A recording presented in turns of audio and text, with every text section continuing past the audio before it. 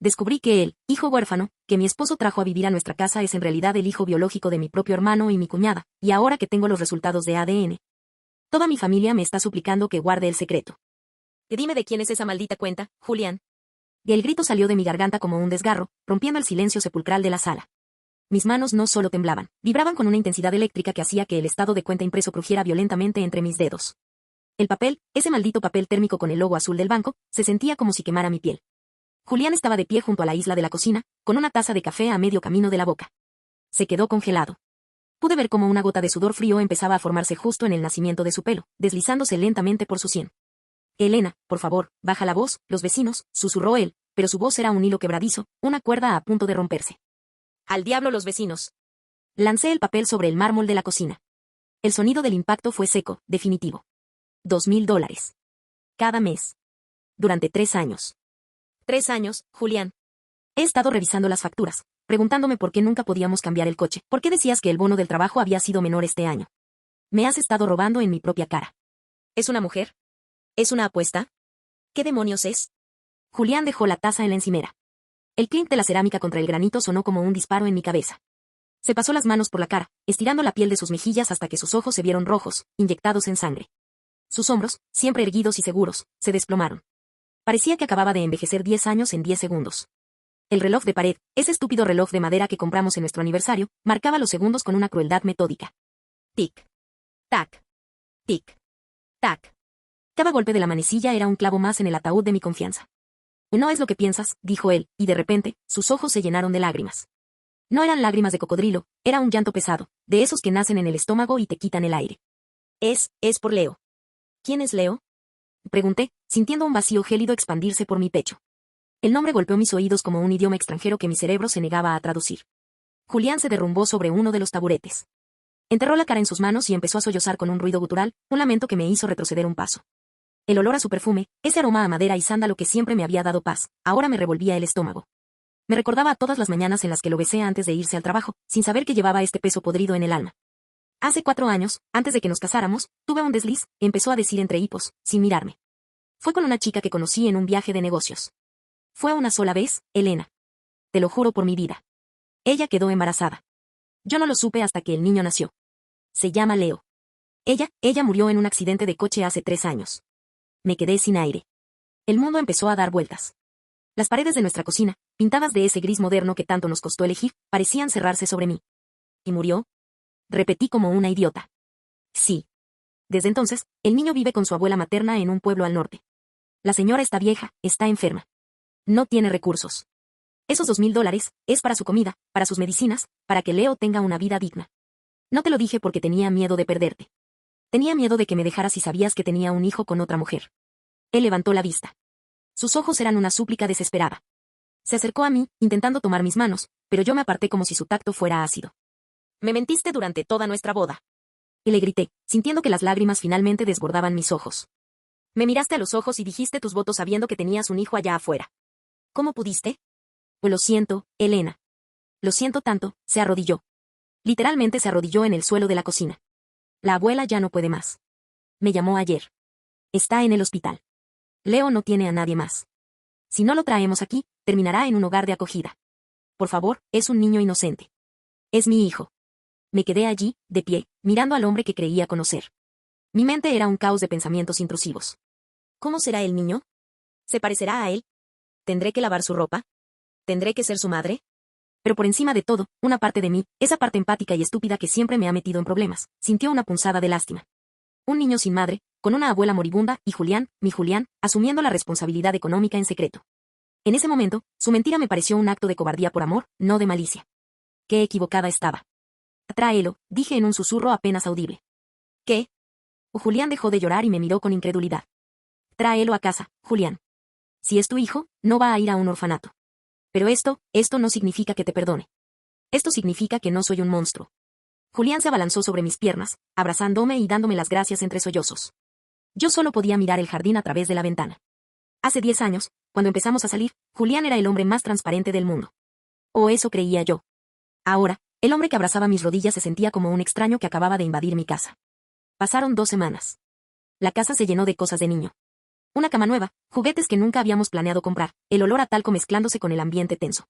Y entonces, llegó él. Julián entró por la puerta principal cargando una maleta pequeña y de la mano de un niño de unos 4 años. Tenía el pelo castaño, desordenado, y unos ojos grandes que miraban todo con una mezcla de miedo y curiosidad. De Elena, él es Leo, dijo Julián con una sonrisa nerviosa que no llegaba a sus ojos. Me agaché para estar a su altura.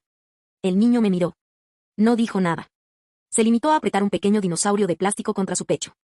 Pero hubo algo. Un escalofrío me recorrió la espalda. Había algo en la forma en que el niño fruncía el ceño, algo en la comisura de sus labios que me resultó extrañamente familiar.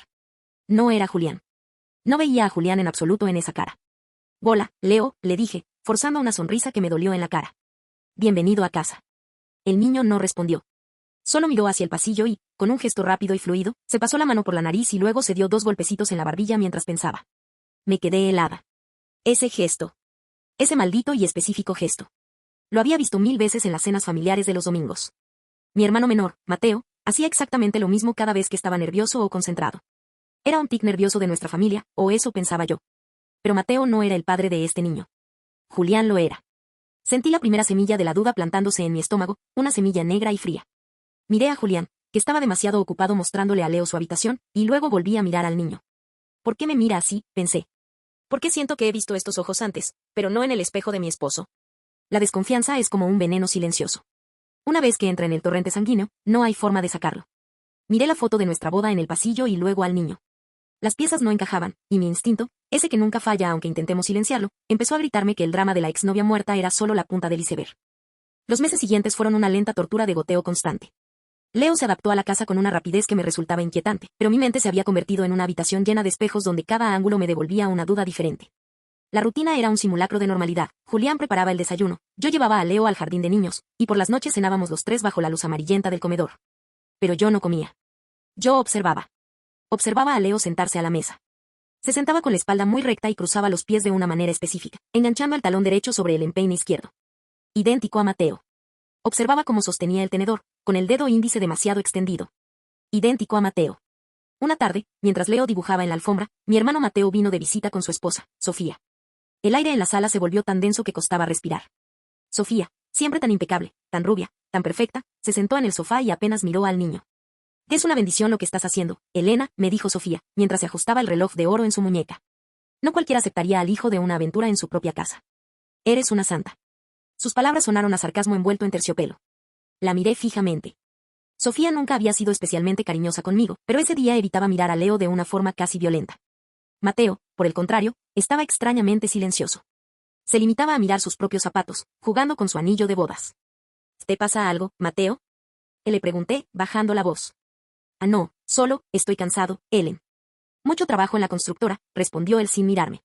En ese momento, Leo se levantó y caminó hacia Mateo. Se detuvo frente a él y, sin decir una palabra, le entregó su dibujo. Mateo tomó el papel y su mano rozó la del niño. Vi el espasmo. Vi cómo los nudillos de mi hermano se ponían blancos. En el dibujo había un sol gigante y 3 figuras humanas. Papá, yo y la tía, decía una letra infantil. ¿Por qué me puso tía a mí si apenas me conoce?, pregunté en voz alta, dejando que la pregunta flotara en el aire como una granada sin seguro. Julián, que venía entrando con unas cervezas, soltó una risa nerviosa que sonó como cristales rotos. Ya sabes cómo son los niños, Elena. Confunden los términos. Probablemente te escuchó llamarme a mí por tu nombre y se hizo un lío. Nadie dijo nada más. El silencio que siguió fue el más pesado de mi vida. Podía oír el zumbido del refrigerador en la cocina y los gritos de unos niños jugando en la calle. Me sentí como una extraña en mi propia familia. ¿Por qué Mateo no puede mirar al niño? ¿Por qué Sofía parece querer salir corriendo? ¿Por qué mi esposo tiene esa expresión de pánico cada vez que mi hermano habla con Leo? Esa noche, cuando todos se fueron y Julián se quedó profundamente dormido, él siempre duerme bien, como si su conciencia fuera una tabla rasa, lo cual me enfurece, me levanté de la cama. Mis pies descalzos estaban helados sobre el suelo de madera. Fui al despacho de Julián. Mi corazón golpeaba mis costillas como un animal enjaulado. Sabía que él guardaba los documentos de Leo en el segundo cajón, bajo llave. Pero Julián es predecible, siempre deja las llaves en el bolsillo del pantalón que usó durante el día. Busqué en el cesto de la ropa sucia. Ahí estaban. El tintineo del metal me hizo congelarme, temiendo que se despertara. Nada. Solo su respiración pesada desde la habitación. Abrí el cajón. Mis manos sudaban tanto que el metal resbalaba. Encontré la carpeta. Documentos Leo. Saqué el acta de nacimiento. Nombre de la madre, Carla Méndez. Muerta, según Julián. Busqué en Google desde mi teléfono, con el brillo al mínimo. Nada. No había ninguna Carla Méndez fallecida en un accidente de coche en las fechas que él me dio. Ni una sola noticia. Ni un obituario. Empecé a revolver el resto de la carpeta. Al fondo, escondido tras unos recibos del seguro, encontré un sobre pequeño de una clínica privada. No era un acta de nacimiento. Era una factura de un laboratorio genético con fecha de hace 3 años. Mi pulso se aceleró. Mis oídos empezaron a pitar. Era una factura por una prueba de paternidad. Pero no estaba a nombre de Julián. El cliente que pagó la prueba fue Mateo Estrada. Mi hermano. Me dejé caer en la silla, sintiendo que el suelo desaparecía bajo mis pies. ¿Mateo pagó la prueba de paternidad de Julián? ¿Por qué? Mi cerebro intentaba desesperadamente buscar una explicación lógica, una que no destruyera mi vida por completo. Quizás Mateo lo ayudó económicamente, quizás. No. No tenía sentido. Entonces recordé el iPad de Julián. Él siempre dice que lo usa para trabajar hasta tarde, pero nunca me deja ver la pantalla. Fui a la sala, lo tomé de la mesa de centro y probé su contraseña. Nuestra fecha de aniversario, error. La fecha en que nos conocimos, error. Probé una última combinación. El cumpleaños de Sofía, mi cuñada. Clic. El dispositivo se desbloqueó. Sentí una náusea violenta subir por mi garganta. Entré en la aplicación de mensajes. No había chats con Carla Méndez. Pero había una conversación archivada con un contacto guardado simplemente como ese. No puedo seguir con esto, Julián. Mateo sospecha. El niño se parece cada día más a él. Julián, tranquila. Elena se lo creyó todo. Ella piensa que es mi hijo de una aventura. El dinero que le mando a la cuenta de tu madre, la abuela, está cubriendo todo. Es un riesgo tenerlo en tu casa, bajo el mismo techo que Elena. Julián, es el lugar más seguro. Elena lo va a cuidar mejor que nadie. Además, así puedo ver a mi hijo todos los días sin que Mateo me haga preguntas. Es perfecto. Solté el iPad. Cayó sobre la alfombra sin hacer ruido, pero en mi cabeza fue como si una bomba atómica hubiera estallado. La traición no era simple. Era una red tejida con hilos de mi propia sangre. Julián y Sofía. Mi esposo y la esposa de mi hermano. Leo no era el hijo de una muerta. Era el hijo de mi cuñada y de mi esposo. Me llevaron al límite de la locura. Me hicieron abrir las puertas de mi hogar, me hicieron limpiar sus mocos. Curar sus heridas y gastar mi dinero en un niño que era el recordatorio viviente de que mi esposo se acostaba con la mujer de mi hermano mientras yo planeaba nuestro futuro. Me quedé en la oscuridad de la sala durante horas.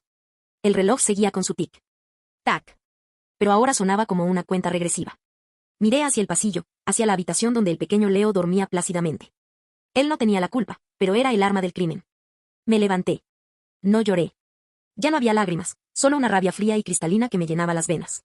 Fui al baño y busqué un kit de prueba de ADN que había comprado por internet semanas atrás, cuando la duda empezó a quemarme, pero que no me había atrevido a usar por miedo. Tomé un hisopo. Caminé hacia la habitación de Leo. Él dormía con la boca entreabierta, igual que Mateo. Le pasé el hisopo por el interior de la mejilla con una delicadeza quirúrgica. Él ni siquiera se movió. Luego, fui a nuestro dormitorio. Julián roncaba levemente. Le pasé otro hisopo. Mañana enviaría esto al laboratorio. No porque necesitara más pruebas, los mensajes eran claros, sino porque necesitaba un documento oficial. Un papel que no pudiera ser quemado, ni negado, ni borrado. Un papel que usaría para destruir cada uno de sus mundos perfectos. Cerré el sobre. Lo puse en mi bolso. Me acosté al lado de Julián y esperé al amanecer con los ojos abiertos, sintiendo el calor de su cuerpo al lado del mío y experimentando un asco tan profundo que me costaba no gritar. El sobre del laboratorio llegó un martes. Era un sobre blanco, aséptico, con un membrete azul que parecía gritar traición en cada letra. Lo sostuve en mis manos mientras estaba sentada en los escalones de la entrada. El cartero se alejó silbando, sin saber que acababa de entregarme la granada que iba a volar mi vida entera en pedazos. Abrí el sobre con un abrecartas de plata que mi hermano Mateo me regaló por mi cumpleaños. El contraste era casi poético. Desplegué el papel. Mis ojos saltaron directamente a la línea inferior. Probabilidad de paternidad, 99.99%. Julián era el padre. Confirmado.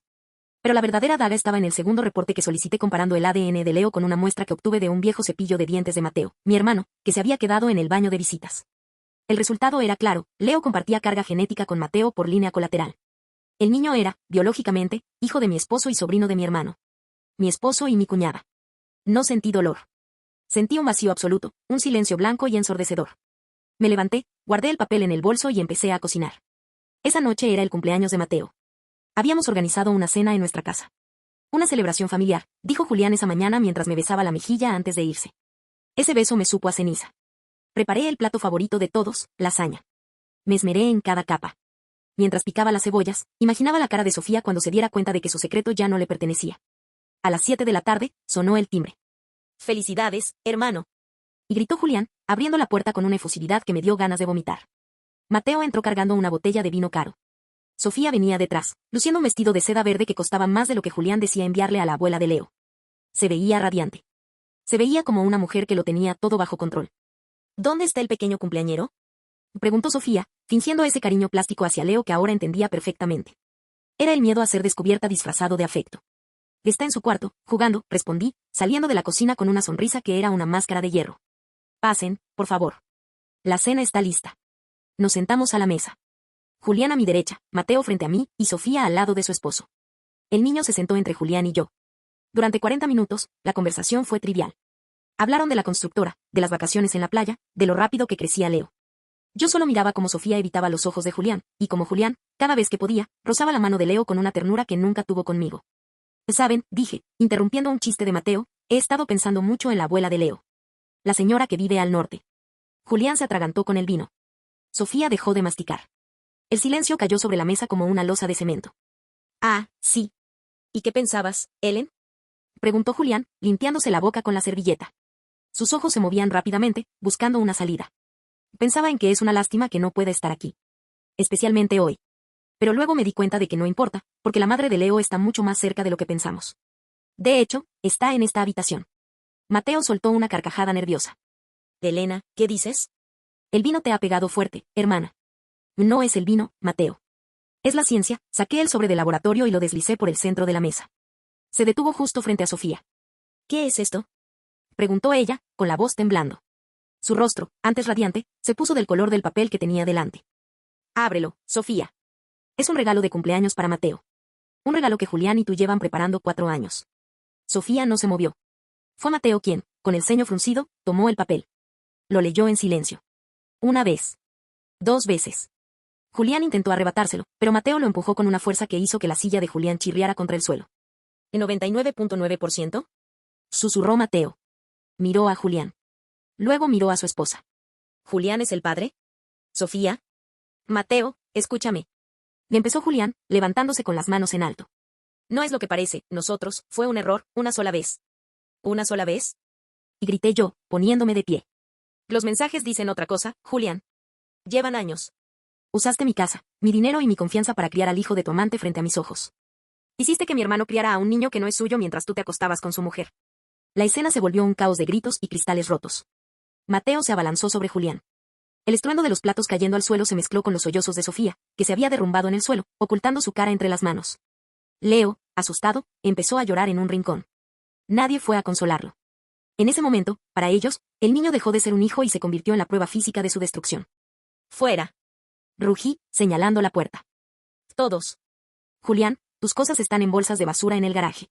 Sofía, si alguna vez vuelves a acercarte a mi hermano o a mi casa, enviaré estos resultados a cada uno de tus clientes y a tus padres. Mateo salió de la casa sin decir una palabra, con el rostro desencajado y los ojos vacíos. Era un hombre muerto en vida.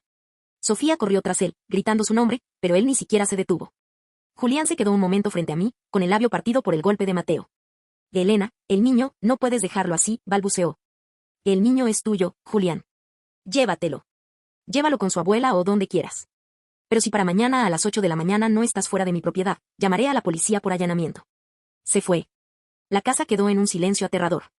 El olor a lasaña quemada y el rastro de vino tinto sobre el mantel blanco eran los restos de lo que yo llamaba familia. Me senté en el suelo, rodeada de la vajilla rota. No hubo una reconciliación mágica. Mi hermano y yo no volvimos a hablar durante 1 año, el dolor de vernos era demasiado grande. Él se divorció, por supuesto. Julián y Sofía intentaron ser una familia con Leo, pero la culpa y el resentimiento terminaron por destruirlos en menos de 6 meses. Me enteré por terceros que él terminó trabajando en una ciudad lejana, viviendo en un apartamento minúsculo, pagando deudas de un divorcio que lo dejó en la ruina. A veces, por las noches, todavía escucho el tic-tac del reloj y me pregunto si alguna vez volveré a confiar en alguien. Miro la habitación vacía de Leo y siento una punzada de tristeza por el niño, pero luego recuerdo el engaño, la risa de Sofía y la cobardía de Julián. Cerré la puerta con llave. Cambié las cerraduras. Y por primera vez en años, dormí toda la noche. Sola, pero en paz. Si les gustó este viaje, no olviden destruir el botón de like y suscribirse para que no se pierdan el próximo Storytime. Soy Relatos de Reddit, y recuerden, cuiden sus espaldas, incluso de su propia sangre. Nos vemos en el próximo video.